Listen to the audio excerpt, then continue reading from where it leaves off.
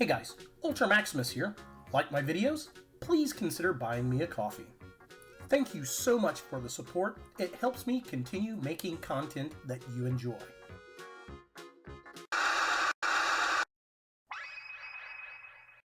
Oh, hey look, it's Hawk Girl.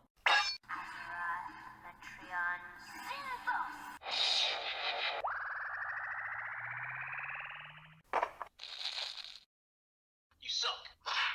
Hey, how you doing?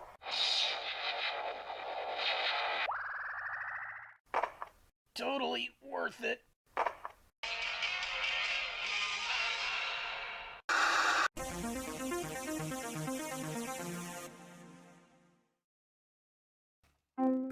Hey guys, Ultra Maximus back with another toy review, and today we're going to take a look at another He-Man and the Masters of the Universe figure. This time it's from the Netflix CGI series, and it's Power Attack Sorceress, or Teela, which, you know, this is the powered up form of Teela in the new show, which is actually pretty darn interesting. There is another Sorceress character, although I guess she would be the Spirit of Grayskull at this point, which would actually make a pretty cool figure. Yeah, I got this along with Orko. I was really wanting Orko, but she came with this on an eBay purchase, and I did admittedly pay a bit more than retail, but that's okay because I haven't seen these figures anywhere, and I got a feeling they're going to fly off the shelf. So let's go ahead and take a look at the packaging. So here we have the Sorceress in the packaging, and it's basically the same box we've been getting. There's some artwork of her up there, Castle Grayskull, Sorceress, Power Attack, and then there she is with all of her accessories. Nothing too terribly new here, so very cool. There she is, looking all kinds of neat, and she does have the Power Attack gimmick, just like the other figures, so that's cool.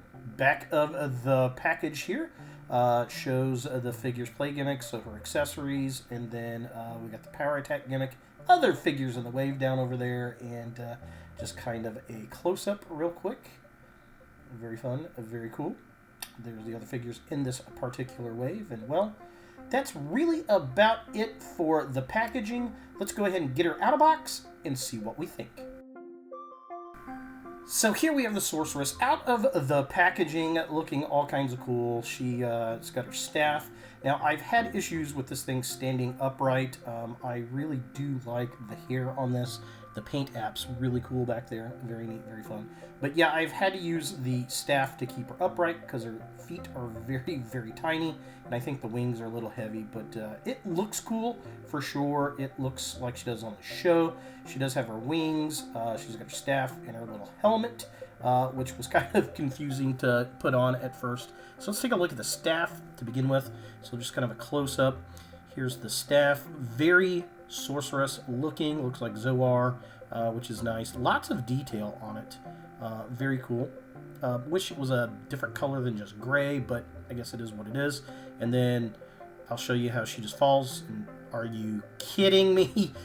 This never ever happens. She literally just falls over like that half the time I put her up like that. Of course, she's got her helmet and her wings. I don't know if it's going to show or not on camera, but she's got little sparkles in the wings, which is very cool. And her helmet's translucent. Very nice, and it's very snug on her little head. So I'll pull this off real quick. There we go.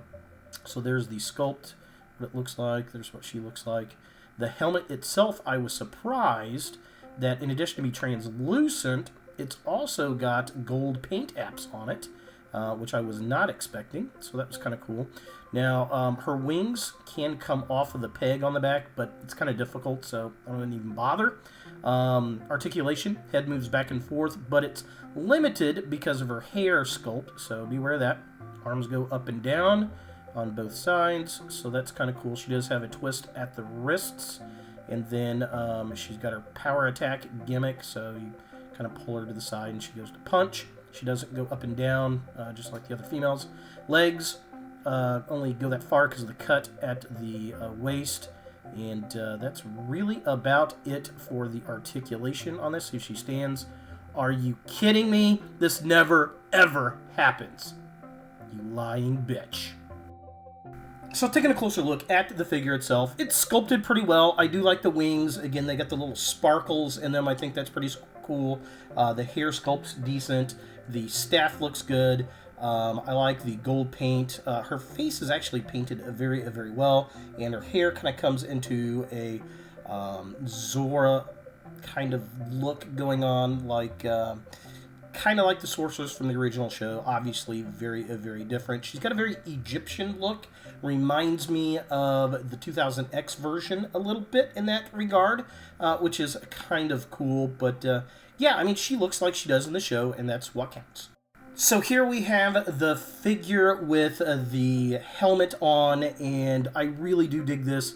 It kind of has a combination of, is it Zor or Zoar? I always thought it was Zoar as a kid, but I hear a lot of people say Zor, like soar. So I don't know. What do you guys call that bird from Motu? But it's got kind of that eagle face. I was real surprised by the gold paint apps on there, but it looks cool. And it also kind of has her little headsets on the side that's reminiscent of what she wears when she's not powered up, so that is kind of cool. But it was a little odd to actually figure out how to get it onto her head because of the weird bar on the back. But once you get it secured on there, I mean, it sits very nicely on her little noggin. Now looking at the body of the figure, again, I love that paint fade on her hair. I think that looks awesome. We get the sparkly wings again. I like the pearlescent in her costume. I think that looks cool. We got the gold paint apps. She's got this nice diamond pattern on her chest looking cool. The gold paint apps almost look like feathers going down her legs, which is pretty neat, pretty fun. And it all comes out pretty decent. I definitely dig it. We got the staff, again, we got some nice detail on there. I just wish the staff was maybe a pearlescent colored plastic to match her outfit. I don't think it was just straight gray in the show. I might be wrong, but that's a minor gripe, if anything. And finally, taking a look at the legs of the figure, again, we got the kind of high heel boots, the nice pearlescent plastic going on, the gold paint apps going down to her knees, which is kind of nice. Now, it's funny, I was complaining earlier that the only time I can get this figure to really stand is by using the staff to kind of give the tripod effect, and then, of course, she lies to me and just stands on her own on camera, and, well, I guess that's what feet are supposed to do, but, For comparison, here we have the Sorceress with her wavemate Orko and, of course, Evil Lyn. And looking at them side by side, I was gonna think that she was a body retool of Evil Lyn. Absolutely not. A completely different sculpt. And that is pretty cool and fun to see side by side. So is the Netflix CGI Power Attack Sorceress, or Teela, something that you want in your Motu collection? Well, if you like the new Netflix show, this is definitely a character you're going to want to get. If you're a Teela or a Sorceress completist, this is something that you may want to pick up. Otherwise, it's going to be, a pretty easy pass for a lot of adult collectors. Kids, I think, are going to like this figure, especially the little girls. She was a fun character on the show, and she's a pretty cool looking action figure. She's got some neat paint apps, and she's got the sparkly wings.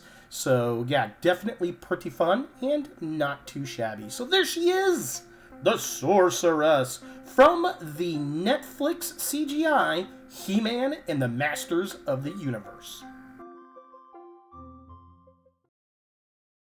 Hey guys, thanks for watching. To watch more Ultra Maximus, click on the links to the right.